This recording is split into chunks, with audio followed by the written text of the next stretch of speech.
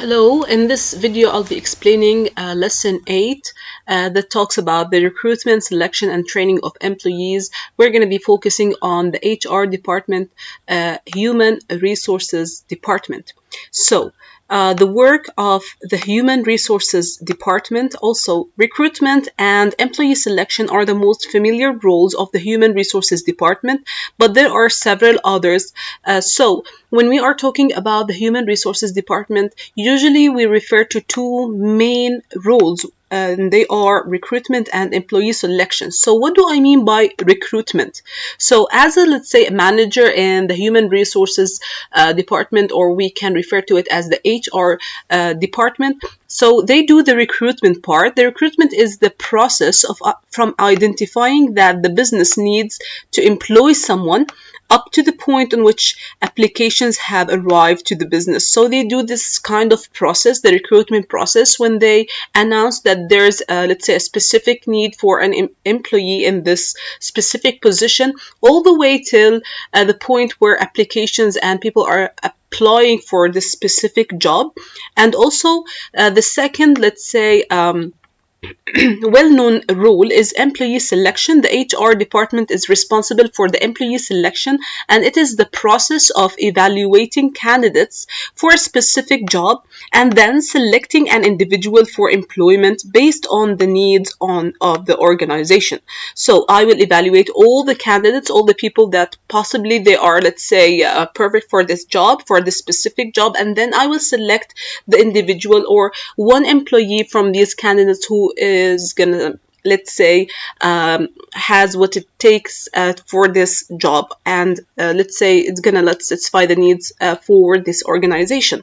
But also the human resources department do a lot of or more roles other than recruitment and employee selection, such as training, meeting the requirements regarding the employment, and also they are responsible for redundancy and the dismissal. So over here, they are in this, let's say, graph. They are, let's say, explaining the responsibilities of the human resources department. So the first responsibility, the one that we just talked about, is the recruitment and selection, attracting and selecting the best candidates for the vacancies. The second one, they are responsible for the wages and salary. These must attract and retain the right people and be sufficiently high to motivate employees. They are responsible for putting the amount of money for the wages and salaries for the employees. This is the responsibility of the human resources department. Also, industrial relations. There must be effective communication between representatives and the management of the workforce. This may be the resolve grievances and disputes, but also to put forward ideas and suggestions for improvement. So the human resources department is like a link between the representatives and the management, and they do this kind of communication. If there's any, let's say, comments, if there are any suggestions, ideas, and they or suggestions for improvement, they link the representatives with the management.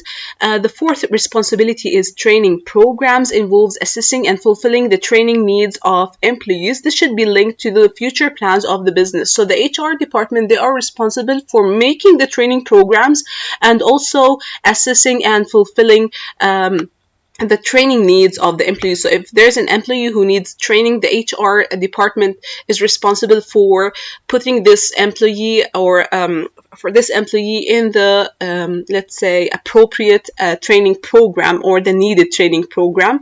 Also, health and safety. The business needs to make sure that it complies with all the laws of health and safety. So they make sure that all their employees, they are, let's say, compatible with all the laws when it comes to health and safety. And the sixth point is redundancy and dismissal. This involves releasing employees either because the business changes in some way or because the employee is not satisfactory. This business must be sure to comply with all the laws of on redundancy, dismissal, and disciplinary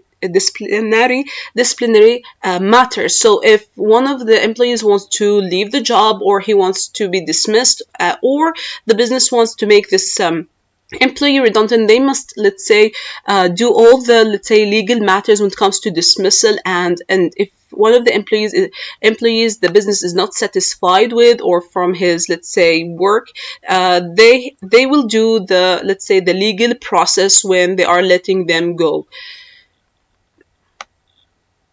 So the first thing we're going to be talking about is the recruitment and selection part. So we're going to take each responsibility and we are going to explain it in this lesson. Business needs to start process of recruitment and selection when as a business I will need to recruit people or to select people. So the first situation is when an employee leaves their job and they need to be replaced. When an employee leaves the position that he's filling, and as a business I need to fill his place and I need to replace this employee with another employee. I cannot leave it like this position empty. I need to recruit someone new. It is a new business starting up and needs employees, so my business is totally new and I need to recruit people to actually help me to start my business. So it's a new business and I need new employees. And the third situation is it is a successful business and wants to expand by employing more people. So my business is successful, I want to expand, I want to grow, I want to open more branches, more franchises, and I want to expand. And since I need, let's say, I'm going to expand with more stores, more branches, I need more people to be employed and to, let's say, work there. The recruitment process gives the business an opportunity to assess the role of employees, the nature of their jobs, and future workforce requirement. So, in large businesses, this process of recruiting and selecting staff is usually undertaken by the human resources department. So, if it's a large business, usually the large businesses have a lot of departments, and the human resources department is one of them. And this department is the one responsible for the recruiting and for selecting the needed staff. Meanwhile, when we are talking about small businesses, they do not recruit enough people to make it worthwhile having separate human resources department. So because it's a small business, they do not have a lot of departments. It's just a small business, maybe just an owner and a couple of employees. So there's no department there's no HR department. So usually the one who is going to do the supervision on employees, the one who's going to recruit is the manager. He's going to do the HR department's job.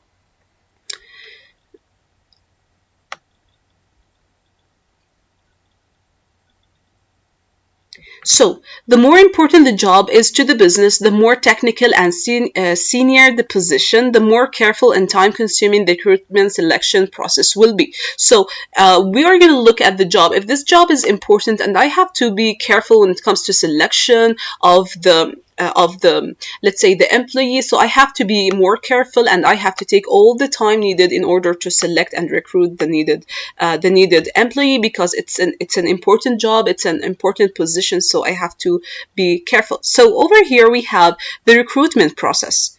So if I want to recruit someone, I have to go through all of these steps. So as a start, so if I'm recruiting, I have to go through all these 8 steps. The first step is I will see that there's a vacancy arises, then I will do job analysis, then job description, then job specification, job advertised in appropriate media, application forms and shortlisting, interviews and selection, and then vacancy will be filled. So we are going to be explaining each and every step in this recruitment process in this video.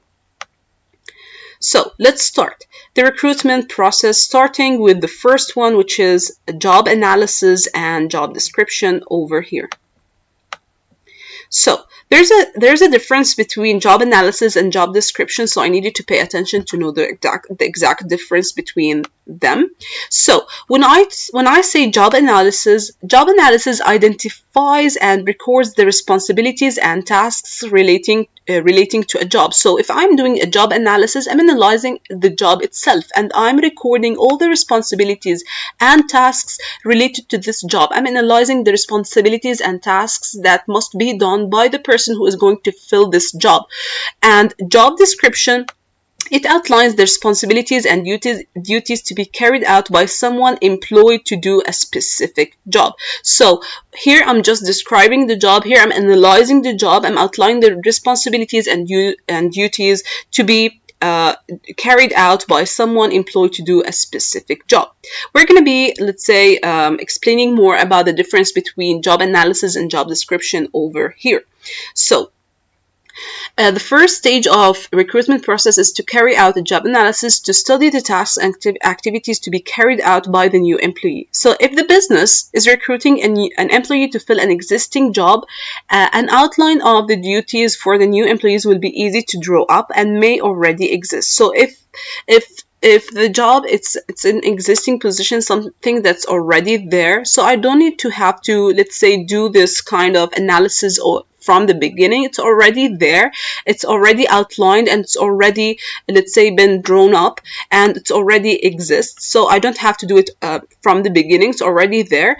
If the new employee is needed due to the business expanding or because the business has identified skills no one in the business has, the more thought will be have to go into the analysis of the job. So if it's something new, it's something that needs new skills, new responsibilities, and new tasks, so I have to, let's say, take more time doing this job analysis because no one in the business has the skills, and I have to create or to do this job analysis from the beginning, unlike when it's an existing position with known skills, known experience, and it's already there. So once the job has been analyzed, a job description will be produced. So we're going to start with the job analysis, then we're going to go all the way to the job description part. A job description has several functions. So why do I do a job description? Why should I like even skip part a job description? So because a job description has several functions. So because it has several functions to be known or to be worked upon. So it is given to the applicants for the job, so they know exactly what the job entails. So already the job description, it's like a document that's going to be given to the applicant, so they can know exactly what the job, what's the skills or the, let's say, the responsibilities that as an applicant he must be aware of. The second part is it will allow a job specification to be drawn up to see if the applicant match up to the job, so that the people with the right skills will be employed. So the job description is going to lead us to, or is going to allow to have job specification. And job specification is, or it's let's say, defined over here. Job specification is a document which outlines the requirement, qualification, expertise, physical characteristics for a specific job. So when they get the description and they do the specification and they're trying to match, as an let's say an applicant, I'm trying to match if I have the, let's say, if I match to this job, if I have the right skills that has been described. If job specification is also, let's say, related more to the person who is applying for the job, and job description, they are describing the job, the skills and the responsibilities related to the job, and specification, they are, let's say, specifying the skills and experience that the person has. And also, once someone has been employed, it can show whether they are carrying out the job effectively. So because this job description is going to be like a list where I can make sure that the person that has been employed is doing the task and responsibilities correctly, he's not missing out any task, or he's not missing out any responsibility, to know if he did something right, that or he did something wrong, or even he skipped a specific responsibility, or he skipped a specific task.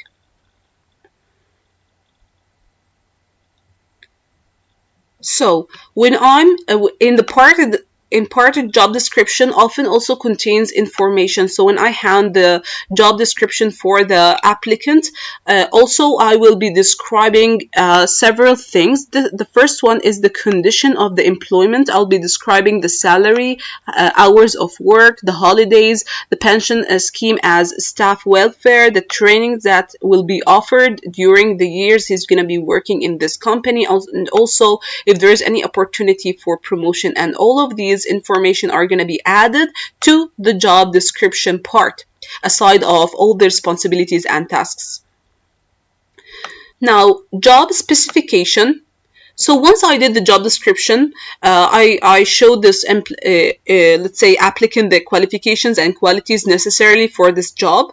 The list of desirable and essential requirements for the job is called job or person specification. And I want you to pay attention that now the book mentioned the word person, because job specification, it's related to the person himself or herself, the person who is applying for this job. So in the job specification, I'm just listing the things that are needed personally and something related to him as a person when it comes to the level of education needed for the job and the education, the qualification, and the amount of experience needed for this job, the type of experience as well, the skills, the knowledge, and the particular aptitude over here, and the personal characteristics or personal traits that sometimes specific jobs, they need specific personal characteristics, such as, let's say, being a leader, having communication skills, and so on. So, difference between internal recruitment and external recruitment. So when I'm talking about recruitment, there are two main, let's say, differences between internal recruitment and external recruitment. So if I want to recruit someone, it's either I recruit him internally or I recruit him externally. So we're going to start with the internal recruitment. So internal recruitment is when a vacancy is filled by someone who is an existing employee of the business. I'm not looking for an employee from outside the business. No, I'm looking for someone inside the business to fill this vacancy. So the post could be filled from inside the organization. It's called internal recruitment. So the vacancy may be advertised on a company's notice board. If it's a large business, it's in the company's newspaper, which may be electronically available. They can send this newspaper over the email to all the employees. And this method of recruitment would be suitable for an employee who is looking for a promotion within the business, and when a business is happy to recruit someone from its existing workforce. So if I'm recruiting internally over here, I can internally announce that I need there's a vacancy, whether I'm sending, let's say, I'm putting a note on the notice board, or I'm sending a paper electronic, let's say, announcement on the email. And when do I, let's say, use this method of recruitment? When there's an employee in the business who's looking for a promotion, a better position, or as a business, I want to recruit someone from my existing workforce. So let's see the advantages of selecting someone or recruiting someone who is from the business, or from who is an existing employee in the business. So the first advantage is it is quicker and cheaper than external recruitment. So I don't have to, let's say, to take the, let's say, or to pay a lot of money advertising for let's say the public. So it's not going to be an expensive advertising, because I'm just using the notice board, or I'm sending an email, or I'm using the newspaper that's let's say related to the business itself. It's quicker and cheaper. Number two, if I'm internally recruiting, the person is already known to the business, and their reliability, ability, and potential are known. So as a business, I know this person who I'm going to recruit. So I know if he's reliable, I know his abilities, I know that what potential this person has. So it's not going to be like getting to know someone who is new. Number three, the person also knows how the organization works, its structure, and what is expected from its employees. So this existing employee, he's familiar with the organization works, and he's familiar with its structure, what's accepted, what's not accepted. So it's going to be much easier for the employee himself. And number four, it can be very motivating for employees to see their fellow workers being promoted. It makes them work harder if they consider that promotion is possible for them too. So this internal recruitment is offering, let's say, opportunity for, let's say, promotions. So it's gonna be a motivating ideas for employees that there's a chance for them to have a better job, a better position. The disadvantages of internal recruitment: the first one, no new ideas or experience come into the business. So already there's no new ideas or experience coming into the business, because already other companies have different ways of working, and these ways may be better in some respects. So internal, let's say, recruitment, it's not allowing someone with new ideas, someone with a new experience to enter the company or to enter the business. So we'll not be enjoying new ideas, or someone who is, let's say, a fresh graduate with all of his new ideas and creativity, or even the experience.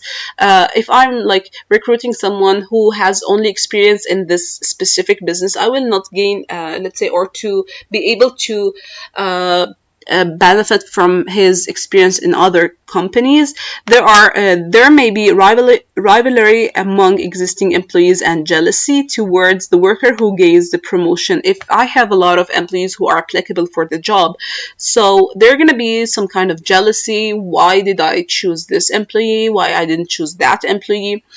Number three, the quality of internal candidates may be low. Maybe inside the business, I do not have, let's say, the right employees who can fit to this job or to fill this job. So internal recruitment will not be the perfect method to adopt. Now the second method is external recruitment. External recruitment, it's like the opposite of internal recruitment. External recruitment is when a vacancy is filled by someone who is not, pay attention, who is not an existing employee and will be new to the business. I'm recruiting someone who's absolutely new, someone who absolutely, let's say, have nothing, he's not related to the business whatsoever, he hasn't been an employee before.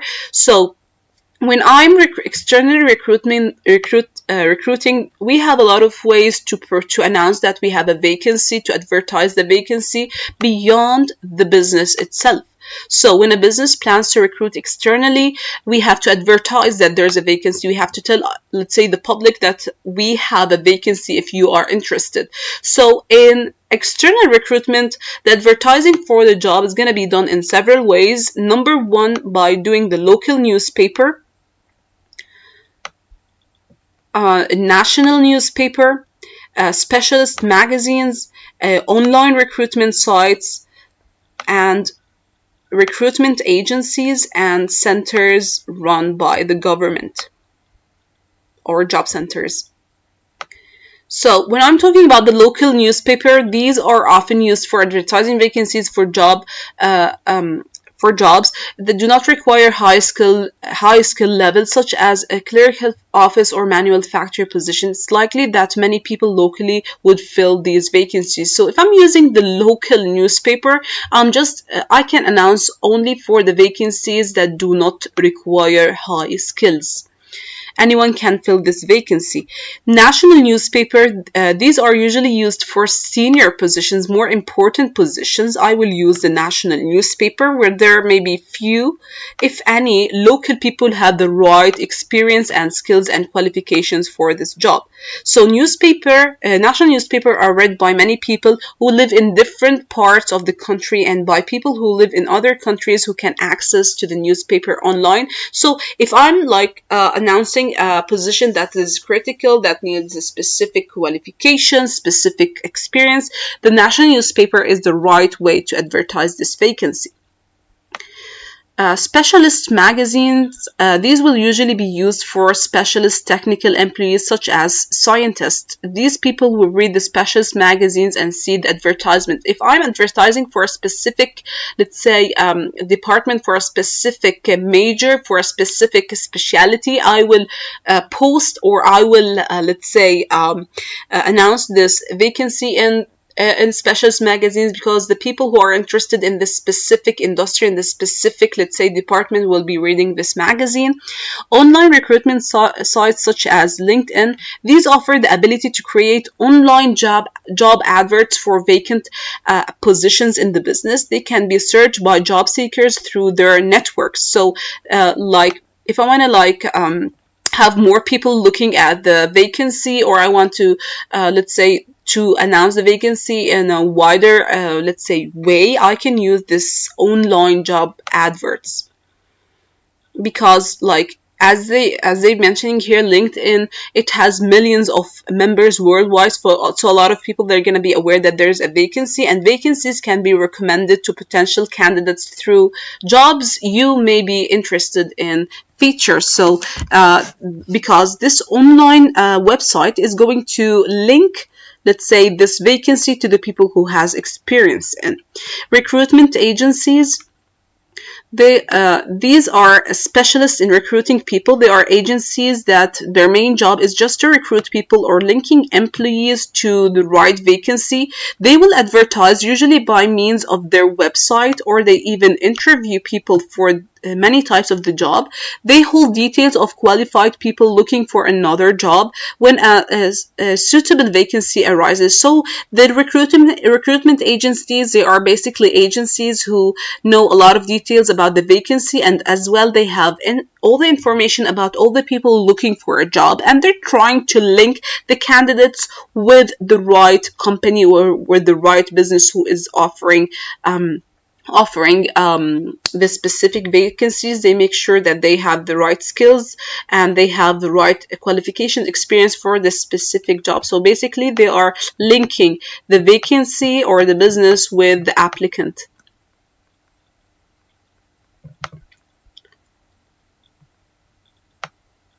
Centers run by the government, job centers. These are places where job vacancies can be advertised. Details of the vacancies are given to interested people. The vacancies are usually for unskilled and semi-skilled jobs. This kind of centers, they are helping the people who are, let's say, who do not have any skills, or they are semi-skilled jobs. So at least they're trying to help them to find the right vacancy. So, job advertisement for external recruitment. When drawing up a job advertisement, the business will need to ask itself the following questions. What should be included in the advert? So if I'm preparing for an advertisement, and I want to announce it and I want to post it for all the public to read, as a business, I must, let's say, ask myself a few questions. What should I include in this advertisement? Where shall I place this advertisement? And also, how much will the advertisement is going to cost me? So when it comes to money, when it comes to the right method of advertisement, and also what shall I include in this advertisement? So if I want to know what to do, the first thing, answering the first question is straightforward. I have to include information about the job. It has to be included. This way, this will usually be the duties involved. I should write the duties involved, the qualifications, the salary, conditions of the employment, and information about the method of application. Now I'm going to show you what is meant by that. And also, I should it depends, as we said, on the vacancy being filled, whether it's a senior position or it doesn't need any requirement or qualifications, as I said, or as I have explained earlier. Okay. So, methods of application.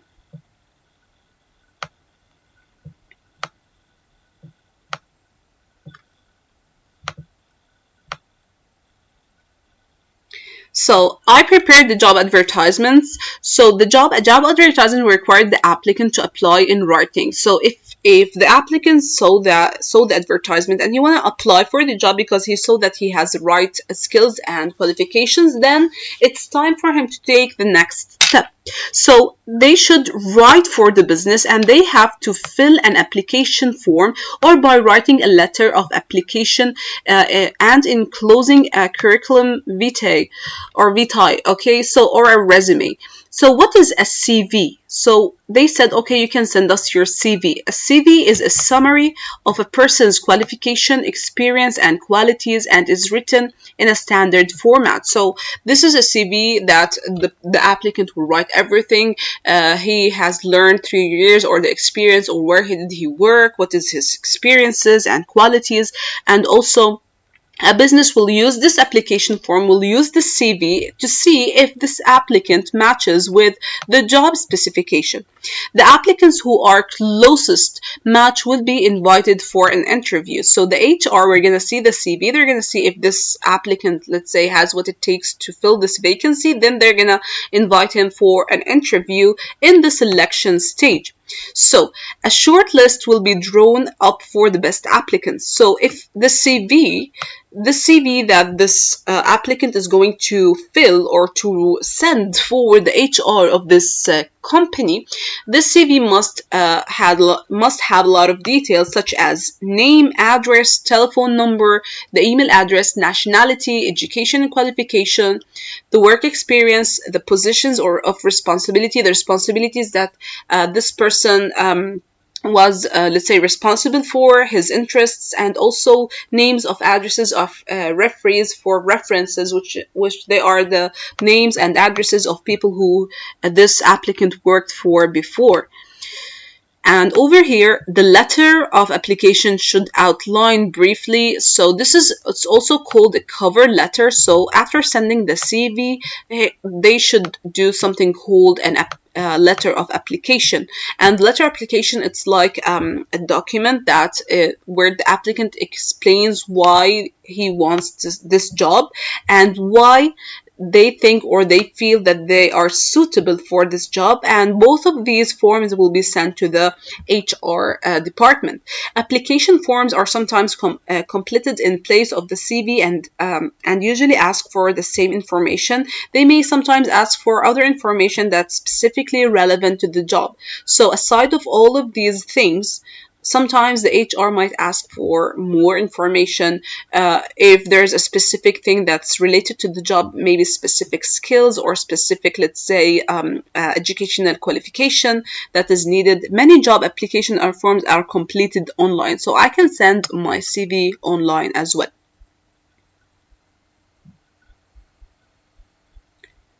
Methods of selection. So the applicants who are shortlisted and invited for interview will have provided the names and addresses of the referees. These are people who will be asked to provide a reference, give their opinion on their applicant's character, honesty, reliability, and suitability for the job. So after let's say sending the CV, now it's the selection part. If the HR department is interested in the applicant, they're going to invite him for an interview, and also they're going to ask the referees for more information. And referees, they are the people that let's say they worked for before, and they were asking they're going to ask about the applicant few information, such as, let's say, about the applicant's character, if he's honest, if he's reliable, and if he's suitable for the job. References are usually confidential, which means that the applicant does not see what has been written about him. So if the HR called the referees, the applicant will not know what was the feedback. It's confidential. If the applicant is a school leaver, it is normal to give the school as a referee. If the applicant is older, usually a former employer will be used. So this is exactly who is a referee. So interviews are still the most widely used form of selection. However, interviews are not always the most reliable way of choosing the best person for the job. So the main purposes of an interview are to assist in shortest possible time. So it's not usually they use the, let's say, interview, but when they use the interview, it's because in the interview they can do this kind of assessment for the applicant, because they're going to see the applicant's ability to do the job, and will also know if any personal qualities that are an advantage or a disadvantage. They're going to see him face to face, so they're going to see his qualities, they're going to know more about his qualities, and then the general character and personality of the applicant, and if they will fit or not. So interviews can be 1-to-1 or 2-to-1, which means two interviewers are going to interview the applicant, or a panel of people to interview the applicant, or group of people that are going to interview the applicant. Panel interviews are usually used for more senior positions, for more important positions. A lot of people that are going to be talking to one applicant. So when it's only like a senior position, a position that's extremely important, so a lot of people are going to interview the applicant. Some businesses include tests for their selection process. So it's not only an interview, but also some tests such as skills test, aptitude test, And also personality tests, group situation tests. Also, there are different type of tests, and please feel free to read what each test is all about. So let's say, for example, a skills test aim to show the ability of the candidate to carry out specific tasks, and aptitude tests aim to show the candidate's potential to gain additional tasks if he is willing to learn or not. So personality tests used for particular type of person is required for the job. So if, let's say, they're gonna like be testing the personality if he can, let's say, work under pressure, he can work under stress, or if he fits to be part of a team of people, he can work within a team or not. Group situation tests give tests to applicants to complete in group situations, and the group is observed. Each applicant will be assessed on the way they work as a member of a team. And if he can, like, let's say, do the task that he was assigned to. Recommending which worker to employ.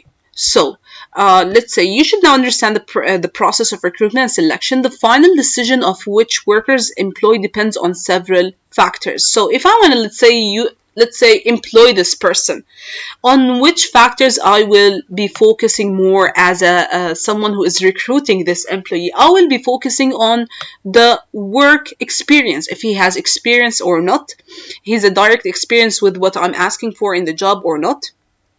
On the education and other qualification, if he needs, let's say, a specific level of education. On age, on age, if there's, let's say, if he's underage or his age is perfect for the job. And also internal, how important is it that applicant has good understanding of how the business operates, if he understands the, let's say, how the business operate and the business structure as well.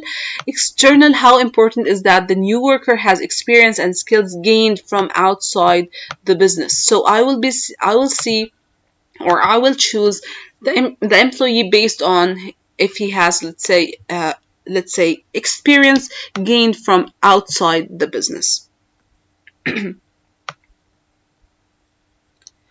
Rejecting unsuccessful applicants. So as you know, I cannot like accept all the applicants, and not all applicants are going to be, let's say, successful and they're going to get the job. So what would happen if I reject unsuccessful applicants? So if I find that this applicant is not suitable for the job, this applicant should be informed that they have not got the job and should be thanked for applying for the business and be, let's say, professional about it.